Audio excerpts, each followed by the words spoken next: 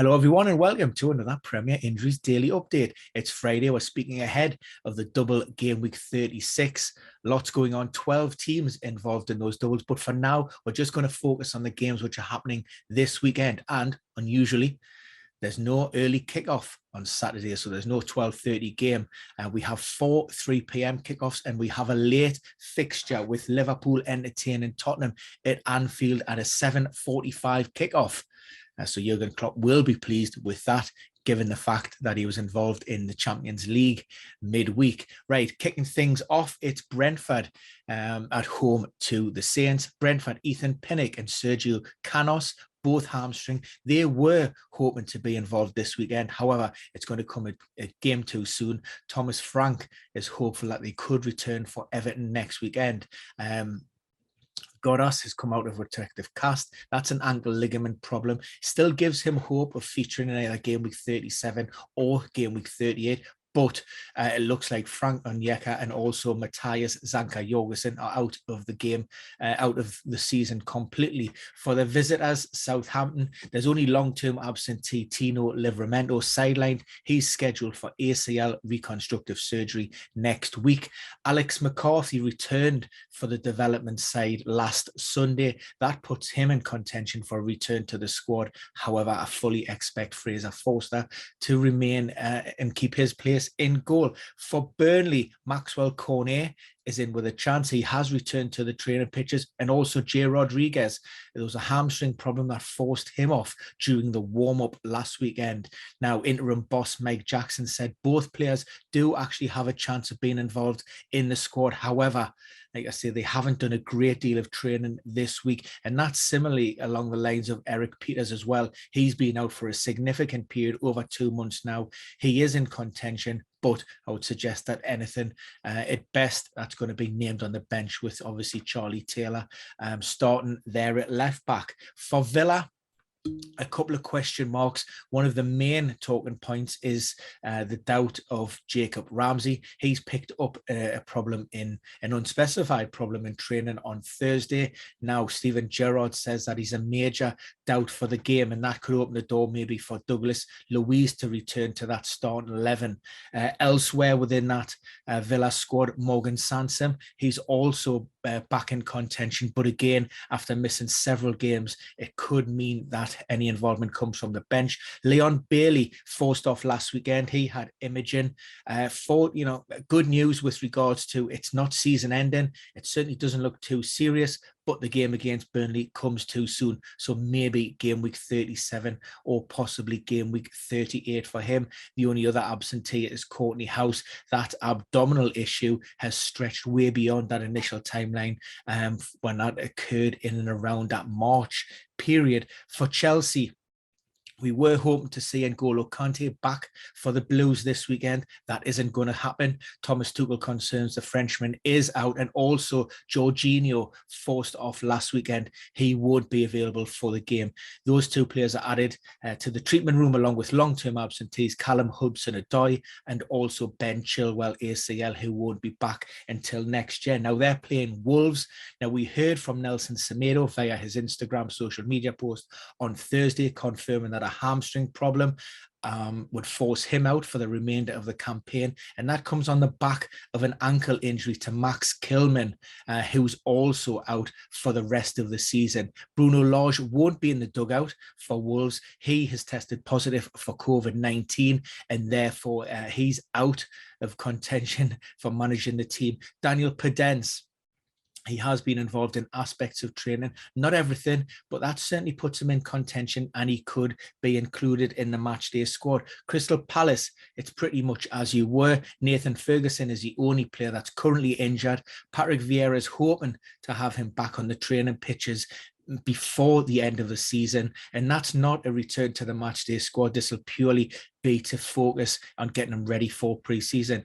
For fantasy football followers, then Patrick Vieira did mention the possibility of a role switch for Wilfried Zaha. He believes that the player could play centrally in a more striking role, although Zaha himself isn't convinced with that. 3 really nice fixtures for the Eagles coming up, plus a double in week 37. So if you want to give them some consideration. For Watford, again, they only have one player really confirmed as definitely ruled out, and that's Cuco Hernandez.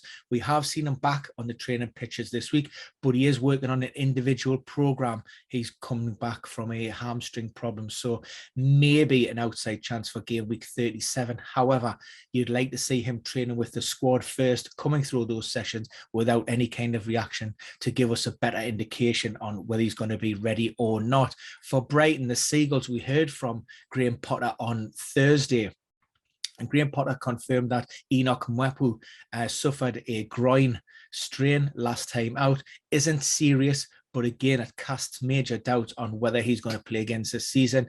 Probably going to miss out. Jeremy Sarmiento, hamstring, is training with the under-23s, but still isn't ready. And of course, Jacob Moura, he's out ACL rupture, and he won't be back until next season. For United, Ralph Rangnick, he says that Harry Maguire is back in contention. Of course, he's missed the last few games with a knee problem, but he has trained, no reaction, and he's looking good, so he's going to be fit and available. However, defensive teammate Eric Bailly was getting assessed by the club doctor at the time of Friday's press conference. There's a back problem there, and that's likely to keep him out. However, he's been very much on the peripherals of that match day squad. Elsewhere within that United team, Marcus Rashford, bronchitis, is ruled out. There was no mention of Aaron Wan-Bissaka, who has missed the last couple. Luke Shaw out for the season, and also Paul Pogba, and faces a race against time to play against this again after pulling up with a cough problem. So it remains to be seen whether him and maybe Jordan Sancho, who's had surgery on his tonsils, can return maybe in game week 38, because of course United don't play in 37. For Liverpool, Roberto Firmino has trained with the squad. He did take part in a session ahead of their Champions League tie, but Jurgen Klopp may make the decision to keep him out of the team just for now, put some extra train in his legs so he can see through the rest of the season. Probably makes sense from a fitness perspective. And at Tottenham, Sergio Reguilon is the latest addition to the Tottenham treatment room. We know that Tanganga, Oliver Skip, they're all out for the season, along with Matt Doherty. Sergio Reguilon, groin problem, and at the moment, again, it looks that we've only got a couple of weeks left of the season. It could mean that he misses out. So on either flank, if either Emerson Royale or Ryan Sessegnon picks up knocks, then they are certainly in some serious bother. But for now, like I say, that's the four that Tottenham are managing. For Arsenal, a big talking point, a lot of questions with regards to Ben White. I mentioned this on Wednesday. Up until that point, he hadn't trained with the squad, and there were question marks, and that basically remains the same. Now, Mikel Arteta said that he would need to be involved in the final session on Saturday to put him into consideration. Therefore, he hasn't been ruled out as it currently starts. The only definite absentees are Thomas Partey and Kieran Tierney. Bukayo Saka, that was a fatigue-related withdrawal last week, along with Takahiro Tomiyasu. Of course, he was making his long-awaited return from ongoing calf problems. For Leeds, Jess Marsh, we had a big update on Stuart Dallas. He had a surgery on his fractured femur, a long surgery being at that was around about 5.5 hours. The expectation is that's going to keep him on the sidelines for a minimum of 6 months. I suggest that we could write off the rest of 2022, but they are fairly optimistic and hopeful that he will make a full recovery. Patrick Bamford ruptured his plantar fasciitis. We've seen him pictured on an Alter G treadmill in recent weeks. Stepped up his training this week, and then hopefully he will join the squad on the training pitches from next week. Now, if that happens, that gives him an outside chance for game week 37, but maybe more realistic game week 38 for him. Elsewhere within that Leeds team, we know that Tyler Roberts, Adam Forshaw, Somerville, they're all out for the season. However, we've seen Liam Cooper forced off while warming up last weekend because of a knee issue. He's trained on Friday, and also Diego Llorente, the Spaniard, has also trained as well, so he should be fine. Leicester, we haven't heard from Brendan Rodgers at the time of recording. There are no fresh injury concerns that I'm aware of. Wilfred Ndidi and Ryan Bertrand are the two long-term absentees. However, there may be a little bit of change and rotation within the squad. We know that James Maddison is managing an ongoing hip problem. That issue was the same one that was affecting him last season as well. So he, effectively what is a dead rubber now for the Foxes. He may be managed and pulled out that starting 11. Also, Jamie Vardy, of course, he himself is returning from injury. So we could see the likes of Patson Daka or Kelechi Iheanacho starting in attack with Jamie Vardy making a way. The visitors, Everton, Frank Lampard, he will be pushing for the win. Good news with regards to Richarlison in the first instance.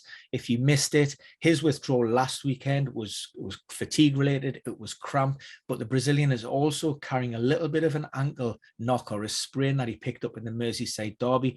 Nothing serious. He has played on it. It can be strapped up.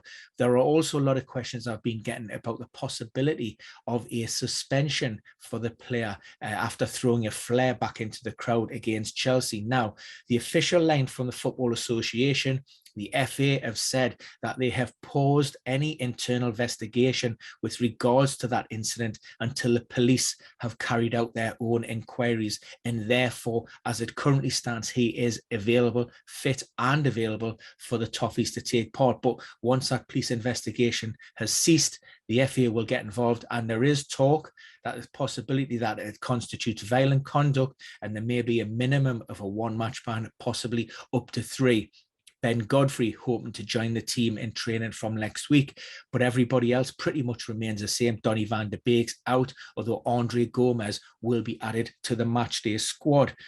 Norwich City, Josh Sargent, he suffered a recurrence of an ankle problem following his introduction last weekend. That's ruled him out for the season. And also Kelly McLean, a fractured toe, that's ended his campaign. We know that he was taking painkilling injections for that. So they're both out there. Join the likes of Odemabelli and Adam Ida, and also Kabak on the sidelines. They won't feature again. West Ham, again, we haven't heard from David Moyes at the time of recording. Of course, they were involved in that Europa League semi-final second leg tie against Frankfurt on Thursday night. Nothing obvious in terms of major injury updates. Angelo Agbona is the only definite absentee. Craig Dawson returns to the side after his one-match ban. Issa Diop has been on the bench for the last 2 games, and also Kurt Zuma is back in the squad as well. Aaron Cresswell sent off in Europe. Of course, that's just a European ban, and that will not spill over into his domestic football. And finally, the last game of the first set of fixtures for game week 36 is at the Etihad. It's my boys travel to face City. City hoping to bounce back after their disappointing Champions League exit midweek. Pep spoke a lot, not really too much on team news, although there will be an embargoed update after around about 10:30 this evening. What he did say, Kevin De Bruyne, fine. His withdrawal midweek was tactical, so that's good news with regards to that. There was nothing offered on the fitness of Kyle Walker, who looked as if he suffered another ankle problem. John Stones managing an ongoing hamstring issue, and also a couple of questions with regards to Aymeric Laporte. As it stands, that was fatigue related. Again, it was cramp. So unless further tests and evaluations have revealed anything more sinister, he should be absolutely fine. But again, it'll come down to maybe Pep wanting to manage his squad. And finally, Eddie Howe, we heard from him on Friday morning.